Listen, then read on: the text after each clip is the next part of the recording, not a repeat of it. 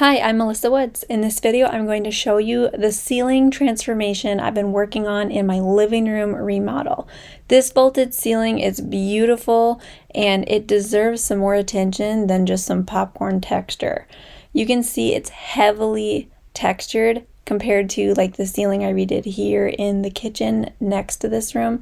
So the first thing I'm going to do is actually spray down and scrape that ceiling texture. First, I need to mask off all the windows and doors. This is to protect them from getting like gunk slopped on them when I scrape the ceiling, but also to prepare ahead of time for painting this room. I am also going to cover furniture and just plastic off everything I don't want to get ruined.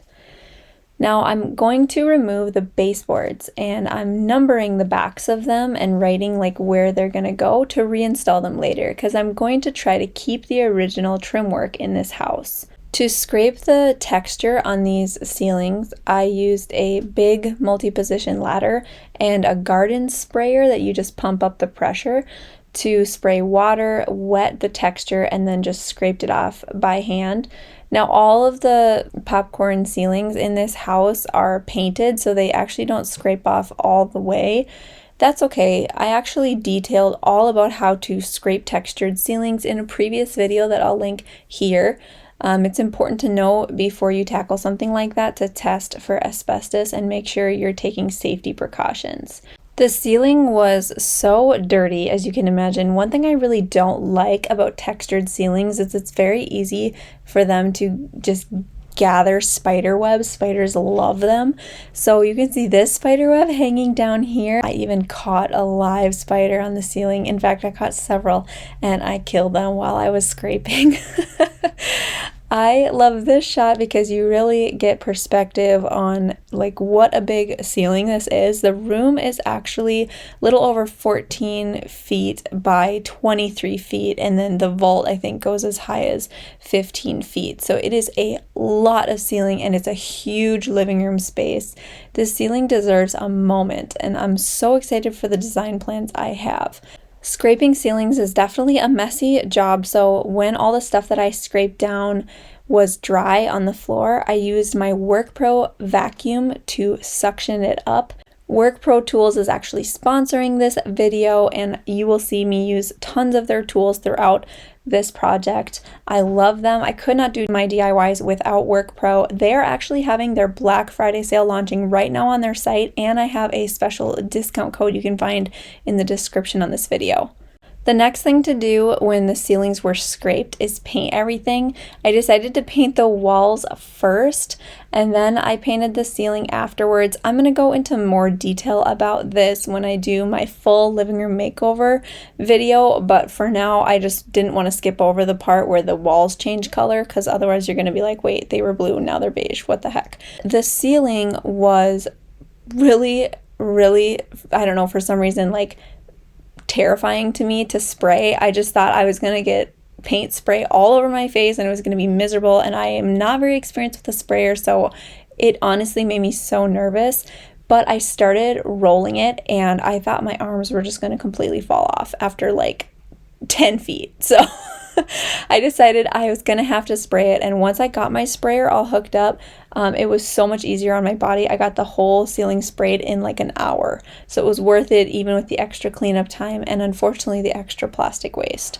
Now let's get to the star of this show, these massive beams that I'm going to build for this massive ceiling. I'm using a feather board for the first time ever on this project because I'm going to attempt a very long bevel cut.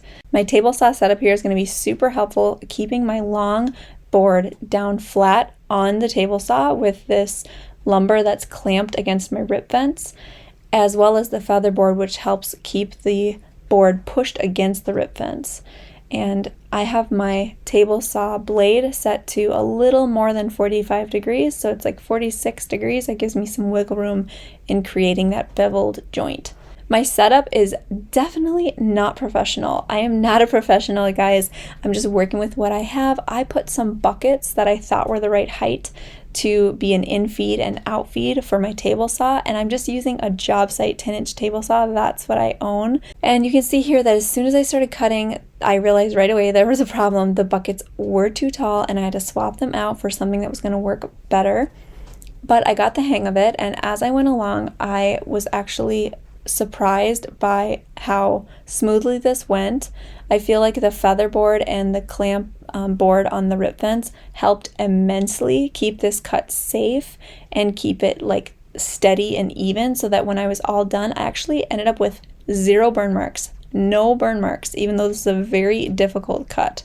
Now you can make beams a lot of ways, but this way is the only way to get a hollow beam that looks like it's one solid piece of wood. I was also surprised I created an absolutely amazing amount of sawdust. It was 4 gallons worth. Now it was time to lay out my lumber and start to cut the angled ends. So because I'm creating a beam across a vault, both the top and the bottom need to have angled cuts. And I determined that some areas needed 17-degree angles and other areas needed 15-degree angles, because we all know that walls aren't perfectly, plumb and square and all of that. So that was really complicated. And not only that, but cutting those angles then required the bottom board that had both sides beveled to have an angled cut on the end so that it didn't interfere with the way it matched up with the wall. Long story short, it was a lot of angles. It was as complex as crown molding, and I almost ripped my hair out doing this, but I accomplished it somehow.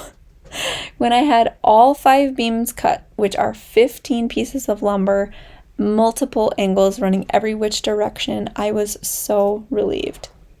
I also put a stop block on my miter saw and cut a bunch of these 1x4s to the exact distance between the hollow beam. I think it was like 5 3/8 inch, and these are going to be used in multiple ways coming up, partially as spacers and partially as supports to actually hang the beams. Now that all my lumber's cut, it's time to assemble the beams, and the way I'm going to do that is lay the bevel side down and actually run packaging tape along the seam. This is going to help hold it together as I try to flip it over and do a glue up. Now I should have run packaging tape both parallel to the seam and perpendicular to give it enough support to flip. You can see here when I flipped it, it came apart a bit and it didn't really hold the way I was expecting. I tried to buy lumber that was pretty straight, but some areas were bowing and giving me trouble, and in those areas not only did I add glue to the joint, but I also shot some brad nails in to hold it tight. So with my second beam, I added those perpendicular strips of packaging tape to support the beam more before flipping, and man oh man, that made all the difference. If you're going to do a long beveled cut like this, make sure that you have tape running both directions and your life will be so much easier. Let's show a close-up of that flip one more time. It was awesome. Now, mind you, these are at this point a little over 14 feet long, and they are barely connected together, and they weigh a total of like 60-ish pounds. So yes, I did that, and I'm proud. Now I just brushed on my glue, and this beam is ready to fold up. I did not need the supports on the inside because the bevel actually kept each board at a 90-degree angle. So it all worked out really well. As the glue dried, these became very strong. The next day I came and I removed all of my packaging tape, and I was, number one, impressed with how strong the joint was. I tried to wrench the boards apart and I couldn't move them at all. The wood glue cured beautifully. And then number two, I was dang impressed with my seam. Like that 45-degree angled beveled edge came together beautifully. I couldn't believe how well the tape worked. So now that they're all perfect, let's beat them up. Let's distress them. This video is sponsored by WorkPro Tools.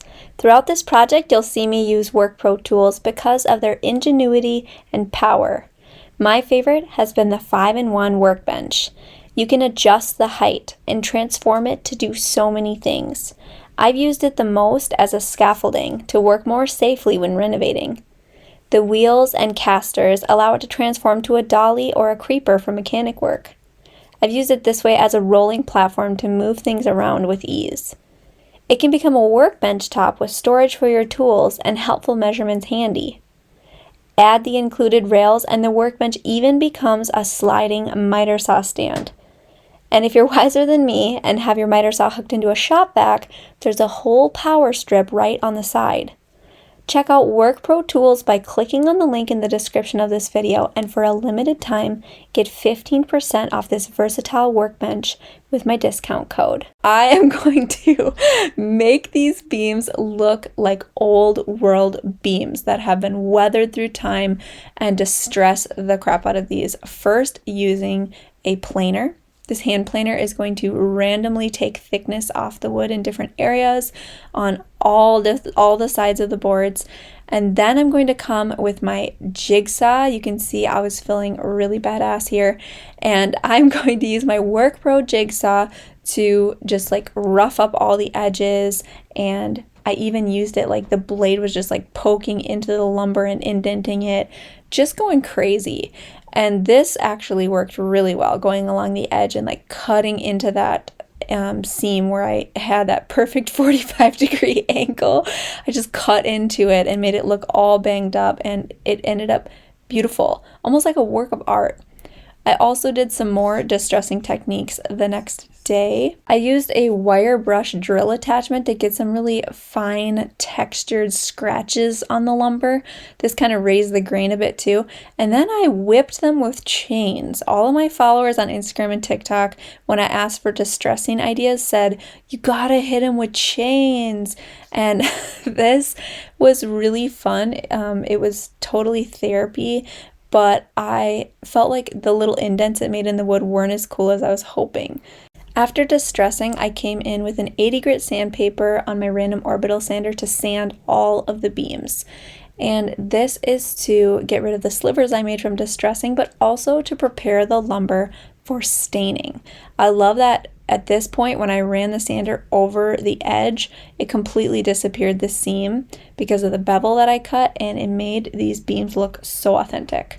Now we're going to stain. The stain that I mixed up was actually custom. I put together chestnut and American walnut from Varathane brand, and I mixed this to try to match the existing trim work in the living room, like the baseboards and the window trim and all of that. It was so fun to put stain on these beams because all of the distressing details came to life and the stain settled into them and just made some dark areas and like some lighter area. Oh my gosh, it was just beautiful. I could watch this staining process all day, but I want to take this moment to invite you to follow me on Instagram and TikTok. On those channels, you get to see my short format videos that are funny and more personal. And especially on Instagram, I hop on stories a lot. You get to see behind the scenes and you get to see me talk directly to you, unscripted and kind of unfiltered. So be sure to follow me at Welcome to the Woods blog on Instagram or at Welcome to the Woods on TikTok. They're also linked in the description on this video.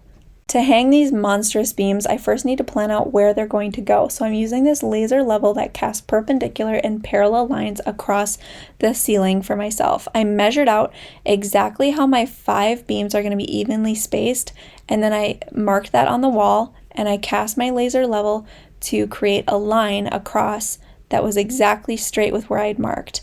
This is going to allow me to use some Sharpie on the ceiling and mark lines to put my supports. I'm not running a whole board of supports to hang the beams. I'm just going to put supports exactly where I need to screw the beams in. So I'll show you in a minute, but first I also want to mention that besides marking on the laser level, I also used my magnetic stud finder to check if there was a ceiling joist there. If there's a ceiling joist where I want to put my beam, I'm obviously going to be screwing wood into wood, and it's going to be very secure. For the areas that I did not have the beam line up with a ceiling joist, I'm going to just install my supports with toggle bolts. Now the supports are actually those spacers cut to the width of the inside of the hollow beam. I can hang the beams on those pieces of wood and there won't be extra weight and there won't be extra waste either. The top and bottom of each beam will also get these same spacer supports. So I'm going to be screwing these into the wall studs and using toggle bolts so that the beam is attached to both the wall and the ceiling and has plenty of connection points that will hold it up there without sagging or God forbid, falling. This is how the room looked when I had all of my supports screwed in where they needed to be. To hang the beams, I called in extra hands. I had my neighbor help and my husband help, and we're going to lift the beam into place, and then I'm going to screw them in. I did pre-drill holes, like I measured out where all of my supports were in the ceiling, and then I pre-drilled holes on the beam so I knew exactly where to put my screws. If the beam needed a little bit of coaxing to get flush with the ceiling, you can see here that we put like wood on the floor, the 2x4 lifted up, and then another piece of wood across the beam. And then we hammered the 2x4 until it pried the beam up tight to the ceiling. We also did this at the top of the ladder when I didn't have a 2x4 that was tall enough. If you had a flat ceiling instead of a vaulted ceiling, you could cut a 2x4 to the right height and use it across the whole beam. But since mine are angled, I couldn't really do that, and I just had to work with what I had. It might seem like the supports that we are screwing these beams into are puny compared to how large and foreboding the beams are, but I promise you they're super secure. I was actually extremely pleased with my installation method versus other ways I've seen on the internet to install beams. My method is just as strong, but it doesn't have the excess weight of lumber along the ceiling where you don't need it. And it's actually straighter because these little supports are lined up on my level line from my laser level instead of relying on the board that you screw into the ceiling to be straight, which we all know lumber is hardly ever perfectly straight. All that said, I was so pleased with how these beams installed and worked out, and I was honestly amazed at how they transformed the room.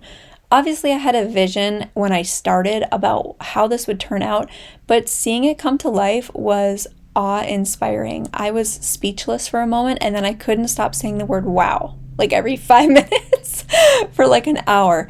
I love it. I especially love the distressing detail that was worth a couple hours it took for me to beat up these beams because they look so full of character and warmth. They look old and worn and comfortable, and I love the vibe that they bring to this room. This vaulted ceiling is huge, it's very grand, and the beams fit it beautifully. I tried my best to match the trim work. How do you guys think I did? I think these beams look like they have always been in this room. Let me know in the comments below if you like this project, and be sure to subscribe to see more of this living room makeover. This is only my first video, and there's so much to come.